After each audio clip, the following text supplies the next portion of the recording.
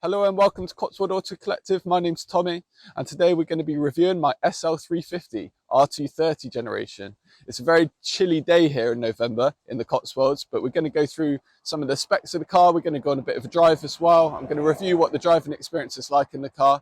But yeah, join me for the drive. But first of all, we're going to go through the looks of the car. So here's some footage with me kind of talking over it, taking you through the kind of spec of the car that I've got and the general look and design. Let's go.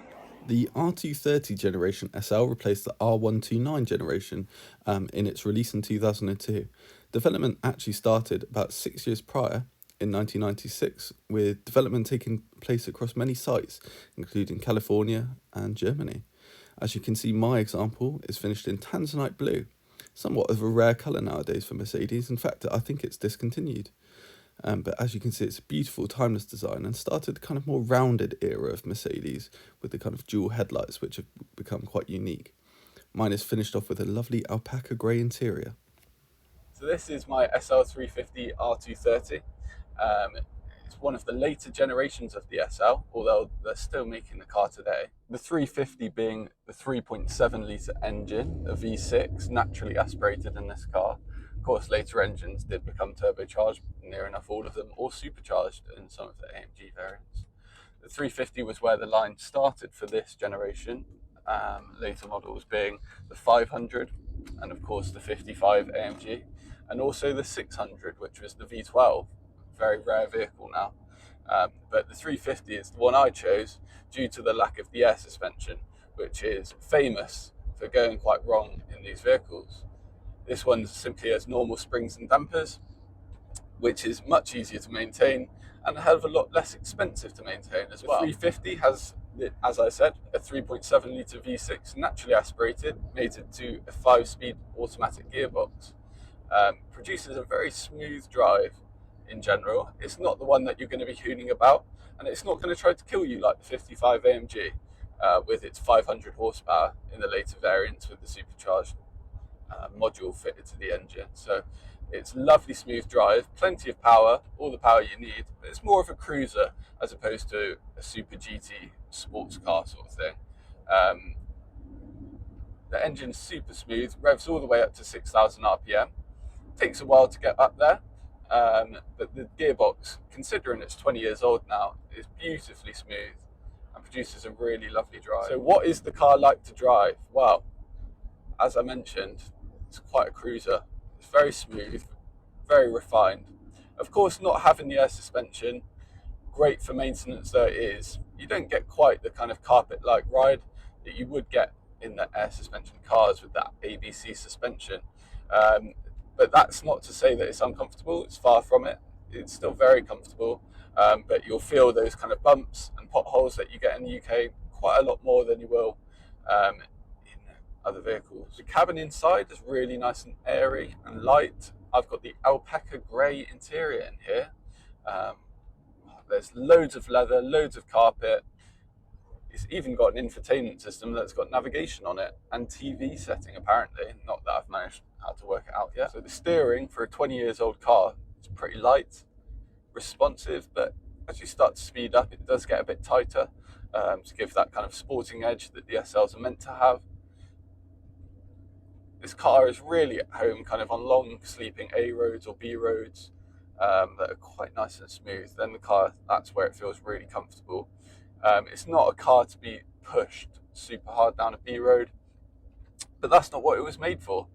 It's meant to be quite practical, comfortable tourer with plenty of power, beautiful looks, and that's the kind of design and aesthetic they've gone for with the car. Of course, it doesn't have the most up-to-date tech inside the car. The navigation, the maps on it, this one are from 2014, so not exactly very up-to-date.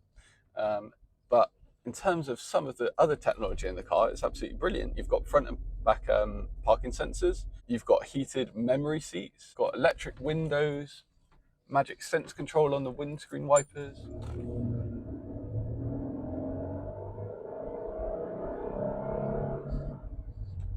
As you can see, the engine produces a really lovely note. That's something you don't get in modern cars anymore, that kind of naturally aspirated tone, unless you get something really expensive. So it's lovely to get a car that costs just under £4,000 that produces that kind of noise.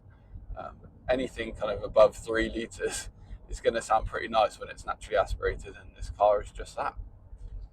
And that kind of brings me on to my next topic, really, which is value for money.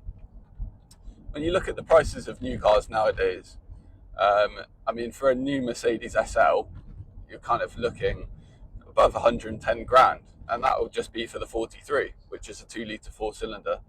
Right here, I've got a car that list price was the equivalent of £91,000, and for that you get a 3.7 litre V6, plus pretty much all the tech that you would have got on top of the stuff that you get on the new cars today. I've managed to get this car for about £3,750. Of course, maintenance is going to be expensive in the future. If I plan on keeping the car long term, there are going to be things that need replacing. It's an old car, and it is kind of the first era of Mercedes where the electronics started to get a bit more complicated. So that can cause problems. But for the price I got it for, I can't really have any place to complain, really. Of course, tax is not cheap. You're looking about £300 to £400 for the year, I believe, is what I'm paying. And petrol running costs, 15 to 20 mpg. So if you take that all into account when you buy the car, it can be quite a good deal. A lot of people are spending a lot more money on that, on cars that I don't think offer anywhere near the same kind of value in terms of the driving experience, comfort, technology even still. I mean, to get electric memory seats on a new Mercedes nowadays, you have to get one of the top of the line specifications or trim levels on the AMG line. So that brings me on to my final point, which is kind of looking at the long-term plans of this car. So I do plan on doing some really big trips in the car coming up soon. Whether that's going to be in the UK or even potentially abroad, we'll be yet to see. But I think this car could be the perfect Grand Tourer for me. It's got all the luggage space that I could need, or if I bring in another person, they could need as well. It's got all the space that you need. There's a massive boot in the back that actually turns out to be quite practical. In terms of other plans with the car, there are a few little things I need to get sorted out. I think it has wheel balancing issue, but that's, again, pretty minor, as long as that's the only problem with it. And then apart from that, it's just cosmetic stuff, really. It's got quite a few scratches that, as I mentioned in my previous video, the previous owner tried to kind of colour in with a correction tool, but it turned out to not kind of look the best, and some of the panels might need a respray. Some of the wheels are a little bit corroded as well, which is quite common for a car of this age, regardless of model or even brand. Does kind of get that corrosion on alloy wheels, but they're not particularly scratched up or anything. But maybe I would look at some wheel refurbishments in the future. I don't really plan on modifying the car in any way. I think the car is pretty well made as it is in terms of its aesthetics and how it looks. I don't want to kind of ruin what the manufacturer created, which was a beautiful car in the SL. And that for me is one of the main points. It is a really beautiful car. Not many cars, I think, have the kind of same elegance nowadays. I think everything's trying to be too pointy, too aggressive. This car's got those very distinctive dual headlights at the front that I think give the car a real kind of unique presence. And the long flowing lines of the car, people look at this car as it goes past with more of a nod of approval than my previous car, which was the Fiesta ST, which would kind of make loud bangs in people's faces, which didn't seem to impress them too much. So this car definitely has more of a vibe that people can kind of get behind. It's more beautiful, it's not shouty or in your face, and people have an appreciation of cars from this era. It's kind of a nostalgia thing in a way. To kind of have that effect on a car that only cost a few £1,000s, it's quite unique, I believe, and you wouldn't get it from any other cars. I think BMW and Porsche have a few cars like that, like a 924 or an older 5 Series, for example. Even just sat in traffic in this car, it's very relaxed, very quiet, especially when you've got classic FM on. There's no other radio station you could have on the car. It's the only one that suits it. And of course, there's no Bluetooth, so you're not going to be listening to your own music.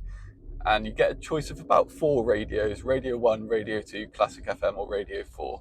So you don't have much choice. And if you're looking to match the aesthetics of the car, feel a bit James Bondy, I feel like it's a bit of a James Bond car, then you've got to have Classic FM on. To summarise, I'm very, very keen on this car. I think it's brilliant. Will my keenness maintain as I'm faced by future issues? Now that is a question that will be yet to be answered. But I couldn't resist it when I saw this car that came up on Car and Classic. I thought it was a really brilliant price. The owner was great at the time.